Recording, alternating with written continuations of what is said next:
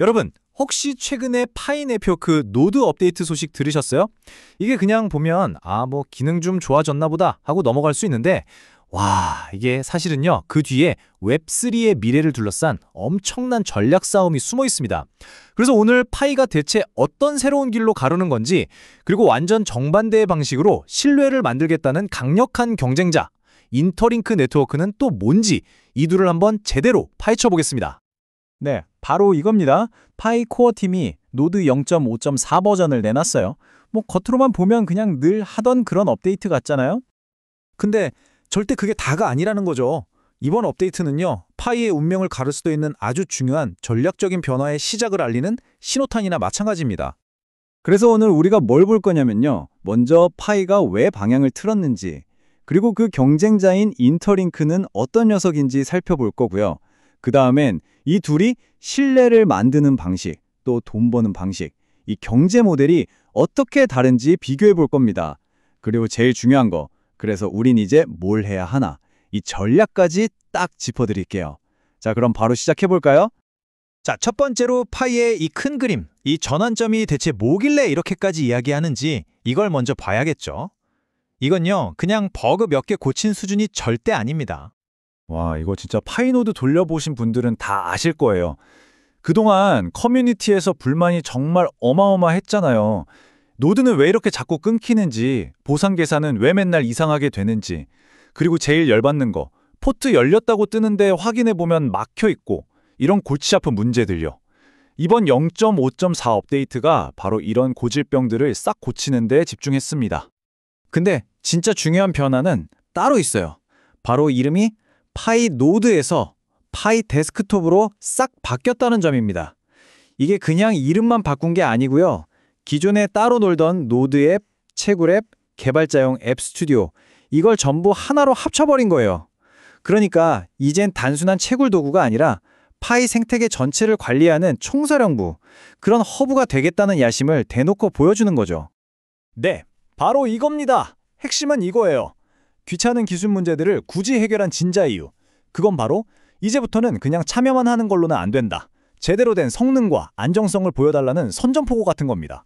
맨날 꺼져 있고 열린 척만 하는 가짜 노드들은 이제 걸러내고 진짜 24시간 쌩쌩하게 돌아가는 제대로 기여하는 노드들한테만 보상을 제대로 주겠다 이 말이죠. 아니 근데 노드가 안정적인 게 그렇게까지 중요할까요? 바로 오픈마인드라는 AI 회사와의 협력, 이것 때문입니다. 파이가 지금 꾸고 있는 꿈이 뭐냐면요. 전 세계에 쫙 깔린 이 수십만 개의 노드를 그냥 코인 채굴에만 쓰는 게 아니라 이걸 하나의 거대한 슈퍼컴퓨터처럼 쓰는 거예요. 그래서 AI 모델을 훈련시키는 엄청난 계산 작업을 이 노드들한테 맡기려는 거죠. 생각해보세요. AI한테 중요한 일을 시켰는데 컴퓨터가 자꾸 꺼지면 되겠어요? 절대 안 되죠. 그러니까 이번 업데이트는 그 거대한 미래를 위한 가장 기본적인 공사, 초석을 다지는 작업이라고 보시면 됩니다.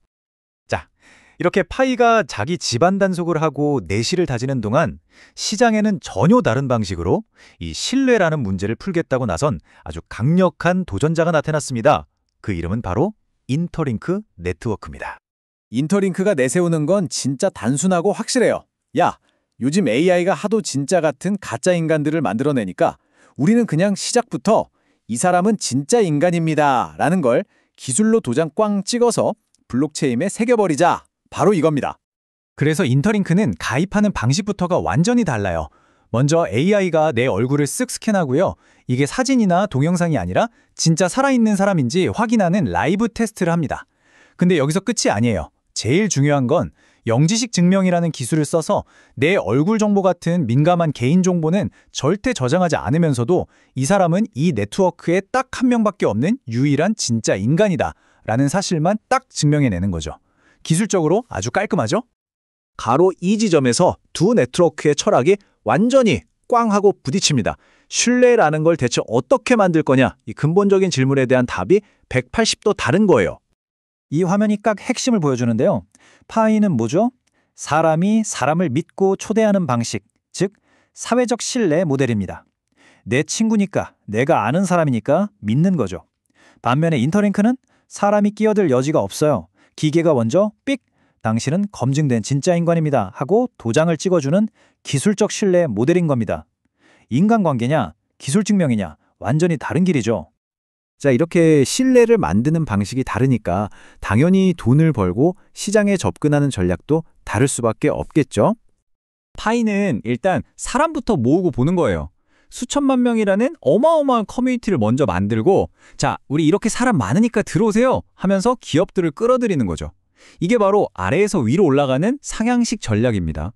반면에 인터링크는 정반대예요. 처음부터 법 잘 지키고 보안 철저하게 해서 기관 투자자들이나 큰 기업들이 믿고 들어올 수 있는 튼튼한 판을 먼저 깔아요. 그리고 그들을 먼저 유치하는 위에서 아래로 내려오는 하향식 접근법을 쓰는 거죠. 특히 인터링크의 토큰 모델을 보면 이 전략이 더 확실히 보여. 진짜 재밌는데 토큰을 일부러 두 개로 쪼개놨습니다. 하나는 우리 같은 일반 커뮤니티 멤버들한테 보상으로 주는 토큰, ITLG, 또 다른 하나는 기관 투자자들이나 파트너사들이 쓰는 거버넌스 토큰, ITL입니다. 왜 이렇게 했을까요? 간단해요. 일반 유저들한테 주는 보상 토큰은 가격이 막 오르락내리락 할 수 있잖아요. 그런 변동성이 큰 손들, 즉 기관 투자에 영향을 주지 않도록 아예 칸막이를 쳐버린 겁니다. 아주 영리한 장치죠? 그리고 이 숫자를 한번 보세요. 180개월. 이게 며칠이나 몇 달이 아닙니다. 무려 15년이에요. 15년. 이게 뭘 의미하냐면요. 초기에 투자한 사람들이나 팀이 가진 물량이 시장에 한꺼번에 쏟아져 나오는 걸 막기 위해서 15년이라는 긴 시간 동안 아주 찔끔찔끔 나눠서 준다는 뜻입니다. 이건 그냥 우리 단타 치고 빠질 생각 전혀 없다. 진짜 길게 보고 간다는 걸 시장에 대고 외치는 거나 마찬가지예요. 변동성을 어떻게든 잡겠다는 엄청난 의지가 보이는 대목이죠. 자, 그럼 지금까지 나온 얘기들을 싹 정리해서 두 프로젝트를 한눈에 비교해 볼까요? 이 표를 보면 진짜 재밌는 게 보이죠? 파이의 최대 무기는 뭐다? 압도적인 사람 수. 사람이 많으면 그게 곧 힘이고 가치다라는 믿음이죠. 반대로 인터랭크의 무기는 기술로 검증된 단 하나의 신원, 기관들이 믿을 수 있는 기술적 신뢰가 진짜 가치다라는 믿음입니다.